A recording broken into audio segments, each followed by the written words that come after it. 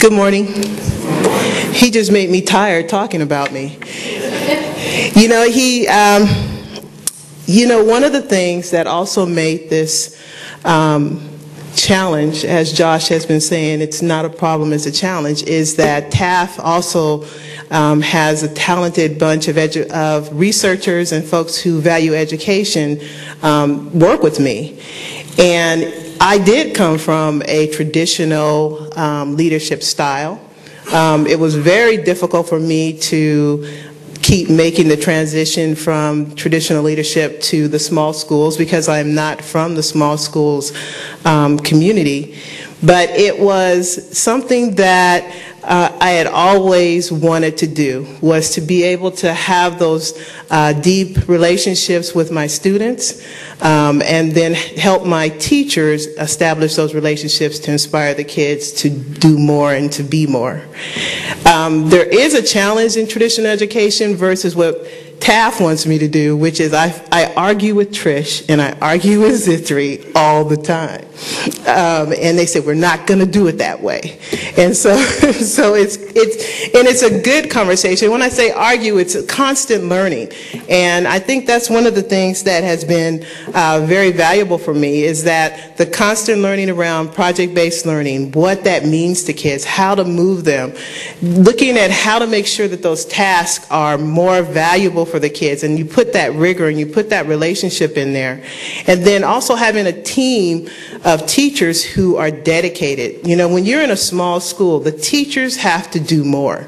They have to be more than just an instructional person in that classroom. They need to try and become a friend to those kids.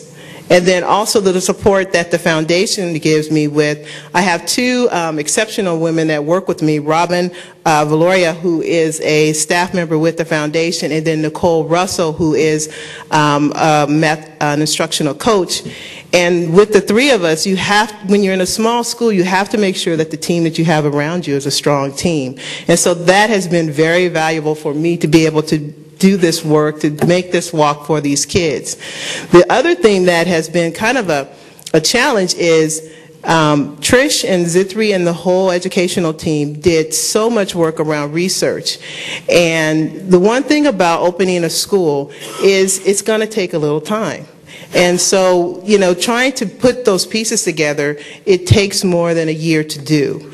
Trying to make sure that we build a strong STEM program is going to take some time. And so constantly talking through those things has been very valuable for me.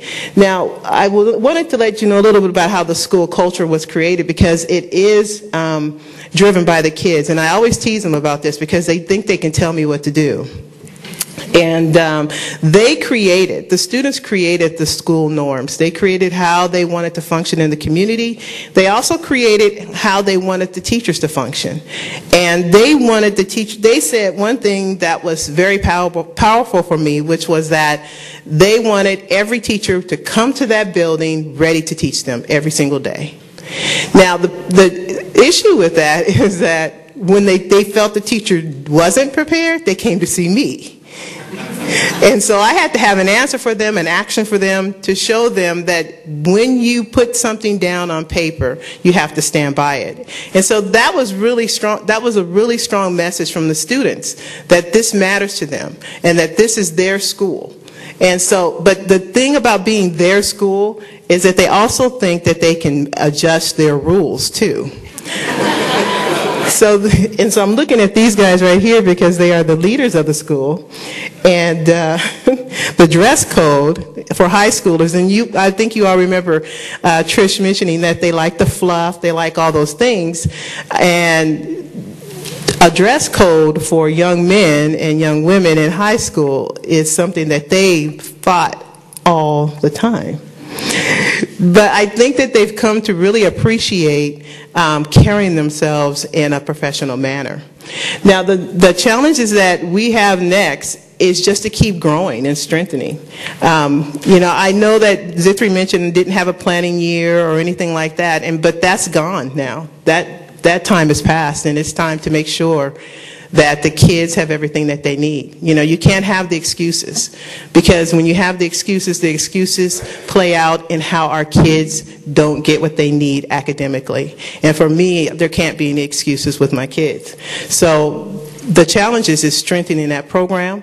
The challenge is making sure that the staff that I hire are dedicated to those kids. And I'm sure some of you know that all teachers that are in a classroom are not dedicated to kids. Sometimes it's just a job for some folks. But going through and getting those teachers who, as Josh said, will become that village for those kids, that's the work, that's the challenge that I have. And so those are the next steps, strengthening that program, getting some of you to come and see us, to take a look at what we're doing, and then also making sure that the kids feel good, that the kids are motivated, that they feel like they can accomplish something. I watched some kids this year just transform. And it was absolutely amazing. And it wasn't my doing, it was our doing. It was the whole school. I watched some kids that I read their files when they came in, and they had a lot of problems. But when you wrap your arms around the kids and let them know that they can do it, they will do it. So our challenge is to keep pushing with that, to strengthen our school community, and to strengthen our academic program for our kids. So thank you.